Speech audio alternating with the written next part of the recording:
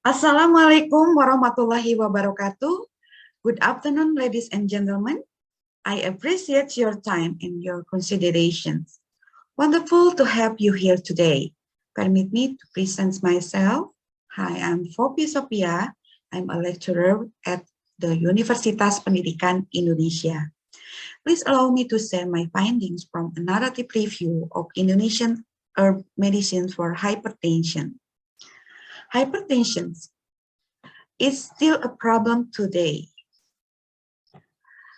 It's a chronic disease that often causes death. The prevalence of hypertension in age over 75 years is 69.5%. Based on gender, women are higher than men. Progressive hypertension can lead to heart disease, brain disease, renal failure, lung failure, liver failure, and other fatal problems. In Indonesia, 658 and 201 adults over the age of 18 have hypertension based on doctor diagnosis and antihypertensive medication use. Patients with hypertension have medication options, but modern or traditional, that can help reduce or eliminate the disease. Modern treatment for hypertension is long-term, which can produce oxidative stress, harmful effect, and worsen degenerative disorder. And traditional therapy is form of therapy that doesn't involve drugs and treat the whole person, one of which is herb medicine. Indonesia is the world's largest mega biodiversity country with an estimated 30,000 plant species and 2,148 recognized plant species. Indonesia have used herb treatment for decades. Many researchers have shown preliminary investigation of this herb treatment. So what types of herb medicines are effective for reducing hypertension in Indonesia? So this study aimed to investigate and discuss the herb commonly used to treat hypertension in Indonesia.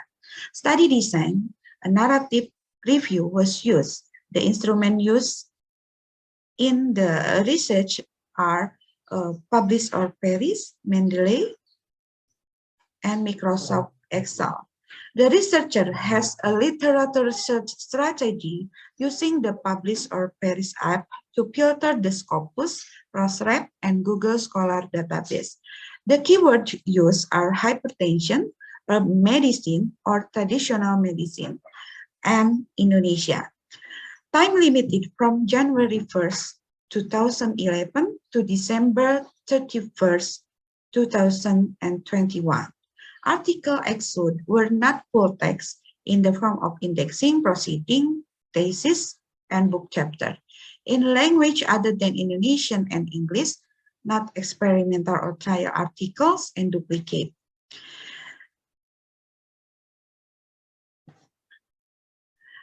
The result based on Prisma literature selection, there were items download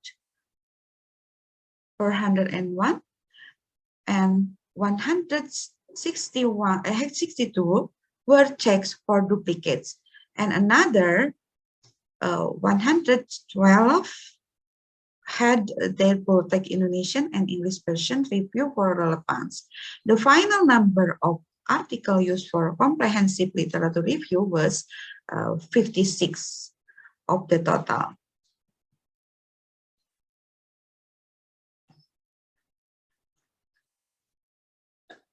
Numerous methods such as boiling, ingestion, extraction of fiber, etc. were used to prepare several types of medicinal plants.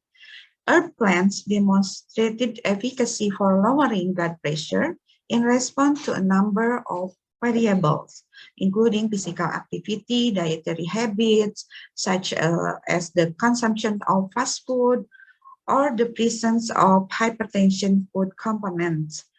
age, stress, and compliance at the time of ingesting the herb concoction, such coconut oil water, Epium graveolens, Apera blimby, sard fruits, Citrus vulgaris, Cocomius sativus, celery, tomatoes, bananas, celery, and bay leaves are popular herbs therapy for hypertension in Indonesia.